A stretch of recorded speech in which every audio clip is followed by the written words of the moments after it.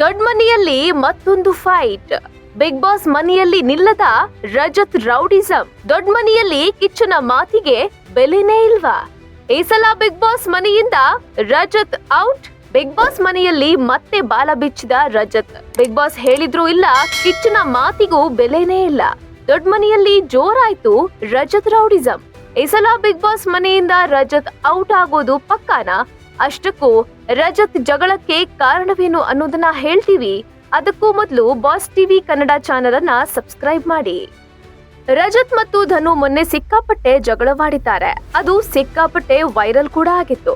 ಇದರಿಂದ ಆ ದಿನ ದೊಡ್ಡ ಮನೆಯಲ್ಲಿ ವಾತಾವರಣ ಫುಲ್ ಹೀಟ್ ಆಗಿತ್ತು. ಇವರಿಬ್ಬರ ಕಿತ್ತಾಟವನ್ನ ಉಗ್ರ ಮಂಜು ಹಾಗೂ ಕ್ಯಾಪ್ಟನ್ ಗೌತಮಿ ಬಿಡಿಸಿದ್ರು. ಆದ್ರೆ ಉತ್ತಮ ಮತ್ತು ಕಳಪೆ ಕೊಡುವ ವಿಚಾರದಲ್ಲಿ ಇವರ ಜಗಳ ಮತ್ತೆ ಪೀಕ್ಗೆ ಹೋಗಿದೆ.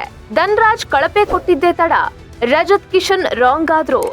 ನೀನೇ ನನಗೆ ಮೃದುವಾಗಿ ಹೊಡೆದ್ಯೇನೋ, 2 ಗಲ್ಲ ಹಿಡಿದು ಜೋರಾಗಿಯೇ ಹೊಡೆದೆ, ಇದು ಸರಿನಾ? ನೀನ್ ಸರಿಯಾಗಿದ್ಯಾ? ಇಲ್ಲ ತಾನೆ? ಹಾಗಾದ್ರೆ ನನಗೆ ಯಾಕೆ ಕಳಪೆ ಅಂತೀಯ? ಇದರಲ್ಲಿ ಅರ್ಥ ಏನಿದೆ ಎಂದು ಧನ್ರಾಜ್ ಮೇಲೆ ಫುಲ್ ರಾಂಗ್ ಆಗಿ ಹೋಗ್ತಾರೆ.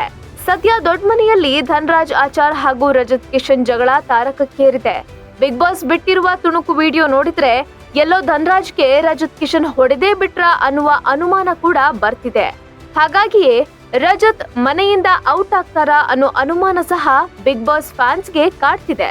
ಅದೇನೇ ಆಗ್ಲಿ, ಬಿಗ್ ಬಾಸ್ ಮನೆಯಲ್ಲಿ ಕಿತ್ತಾಟ ಬೈದಾಟ ಜೋರಾಗಿತ್ತು. ಕಿಚ್ಚನ ಮಾತಿಗೆ ಬೆಲೆನೇ ಇಲ್ವಾ ಎಂಬ ಪ್ರಶ್ನೆ ಬಿಗ್ ಬಾಸ್ ಫ್ಯಾನ್ಸ್ ನಲ್ಲಿ ಕಾಡ್ತಿದೆ. ರಜತ್ ರೌಡಿಸಂಗೆ ಬ್ರೇಕ್ ಬೀಳುತ್ತಾ, ಇಲ್ಲ ಬಿಗ್ ಬಾಸ್ ಮನೆಯಿಂದ ಔಟ್ ಆಗ್ತಾರಾ ಅಂತ ಕಾದು ನೋಡ್ಬೇಕಿದೆ. Bureau report, boss TV Kannada.